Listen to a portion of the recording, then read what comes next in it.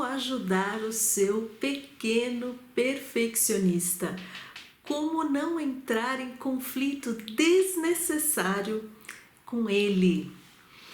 Assim como no vídeo passado, eu vou começar diretamente num exemplo prático, bastante comum. Bom, você está junto ou perto do seu filho que está fazendo uma atividade, por exemplo, um desenho, não é? E de repente ele começa a expressar uma frustração, tá? Ele chora, ou ele chuta, ou ele joga a caneta lá pro outro lado da sala, ou ele começa a xingar, ele se altera, não é? Aí você, mãe, não é, meio que leva aquele susto e pergunta, né? O que foi que aconteceu? E ele lá, na raiva dele, e aí são as suas indagações, quer dizer, o que você fala é geralmente o seguinte, tá? Vou olhar aqui para não esquecer. Aí você olha, vê que é por causa do desenho, né? Aí você fala assim, mas por que você tá chorando? Tá bom, pra mim tá bom. Cara, pra você tá bom, mas pra ele não está bom. É justamente por isso que ele está frustrado. Não adiantou. Aí você chega e fala assim, olha, não faz mal. É isso?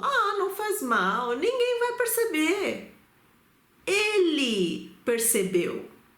E ele pensa que o mundo vai perceber. E é por isso que ele está louco. Aí vem. Se é uma cópia de um desenho, por exemplo, uma coisa que é para fazer, que tem um modelo, aí você diz assim, mas o que é? Tá igualzinho, tá quase igual. Cara, acontece que para você pode ser até que realmente estivesse ou esteja bastante parecido com o modelo devido até à idade dele e a capacidade dele no momento. Acontece que para ele e o nível de perfeição que ele tem na cabeça está a milhas de distância de estar parecido com o que ele está vendo ou com o que ele tem na cabeça. Portanto, o seu comentário de estar igualzinho ou estar bastante parecido não ajuda em nada, muito pelo contrário, abaixa a confiança que ele tem em você, no que você, na sua opinião, não é? E aí vem a máxima que às vezes tem. Aí às vezes a mãe já deu tanto argumento que não adiantou nada e ela chega com esse final assim, mas meu filho, perfeição não existe. Cara, como perfeição não existe? A perfeição está na cabeça dele, concretizada aqui dentro. A perfeição está no modelo que ele tem na cabeça. Ali é a perfeição e é justamente por isso que ele está tendo um ataque. Entende? Porque ele não conseguiu alcançar ainda a perfeição que ele tem na cabeça. Então você dizer que a perfeição não existe não ajuda ele em nada naquele momento, tá? Bom, então como que eu vou melhorar essa situação? Primeiro você vai tentar construir uma ponte de empatia aí. Você vai tentar mostrar que você está entendendo o que está se passando através de uma escuta ativa, não é? Então você vai verbalizar a situação que você está vendo naquele momento. Só isso. verbalizar, descrever verbalmente o que você está vendo naquele momento. Por exemplo, João, ou então, Maria, eu estou vendo que você está decepcionado, que você está até com raiva desse trabalho não estar do jeito que você imaginou. Pronto. Só isso. Você simplesmente descreveu o que você está vendo, a decepção dele, a emoção que ele está extravasando. Quando você faz isso, você constrói uma ponte entre você e essa criança frustrada.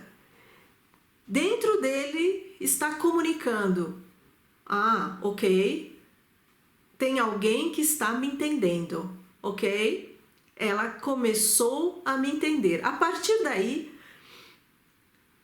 se abrem portas. Ou ele piora o choro.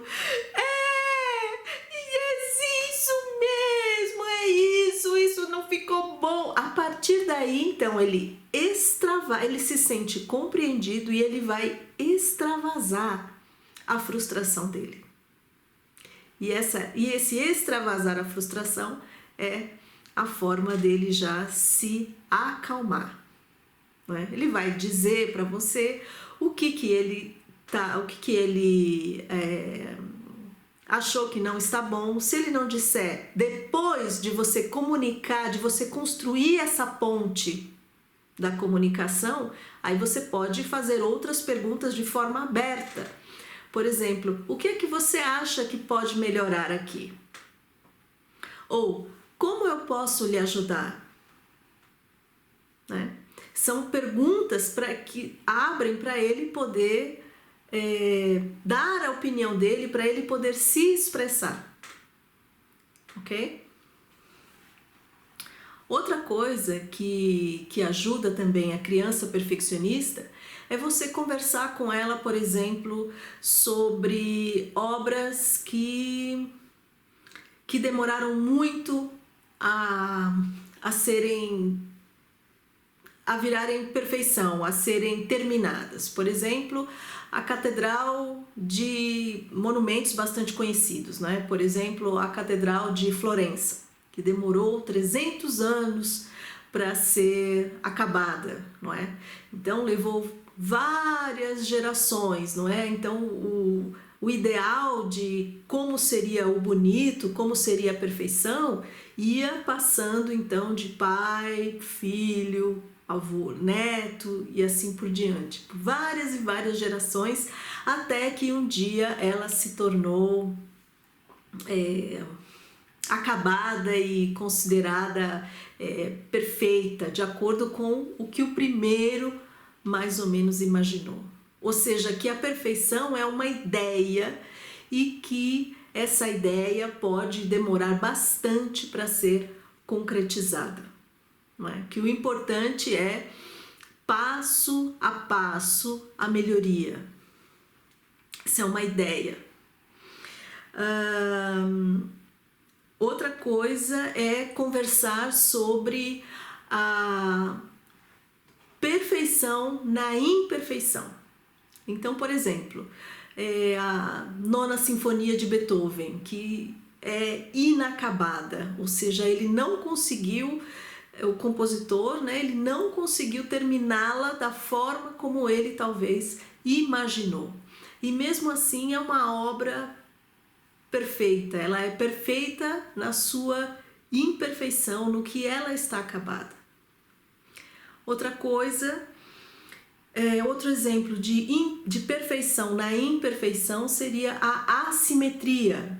Então, por exemplo, alguns rostos são assimétricos de tal forma que eles são mais bonitos, eles nos chamam mais atenção, nos cativam mais a atenção e despertam a gente uma sensação de beleza, justamente por eles não serem perfeitos, justamente por eles serem assimétricos, não é? É a perfeição na imperfeição. Então, se você conversar sobre esses temas com a criança, não necessariamente na hora da raiva, isso não funciona, mas de vez em quando você vai conversando com essa criança. Coloque esses termos, não é? Que eles, por exemplo, assimétrico, né? O que é assimétrico? Vai procurar na Google o que é assimétrico. Então a criança vai montando na cabeça dela outras estratégias, outras formas de ver as coisas, ou vai vendo que há várias perspectivas. Isso ajuda a combater uma rigidez. Agora, nós somos solidários com pais de pequenos perfeccionistas? Claro, muito. É claro que dá mais trabalho, é mais cansativo você ser pai de uma criança, você educar uma criança que tem um perfeccionismo muito aguçado. Com certeza, toda a nossa solidariedade para vocês. No entanto, eu já falei em vários vídeos aqui que eu penso que o perfeccionismo é uma característica positiva. Ele pode levar à excelência de um trabalho, não é? Ele pode levar a trabalhos significativos e diferenciados para a humanidade. Agora, existe aquela famosa questão, né? O perfeccionismo, ele pode bloquear, ele pode destruir uma pessoa, a ponto dela simplesmente se fechar e não fazer mais nada, porque ela quer fazer tão perfeito que acaba não fazendo nada. Veja bem, pode até existir essa possibilidade. No entanto, isso vai depender muito, principalmente na infância, de como você, pai, encara essa característica da criança. E como você expressa isso de forma sempre positiva e tenta canalizar e levar para o lado positivo. Se você sempre treinar, praticar isso com a criança, a probabilidade desse perfeccionismo virar um bloqueio na vida dela é pequena. Há uma probabilidade muito maior dele virar um excelente profissional, top de linha. E ele ver esse perfeccionismo, não é, como fonte de talento. E ele ver esse perfeccionismo como fonte de talento, como força interior. Por exemplo, eu faço tão bem que sou inesquecível. Ou então a frase de uma criança: eu estou sempre entre os melhores porque eu faço o melhor. Obrigada e até a próxima. Beijos.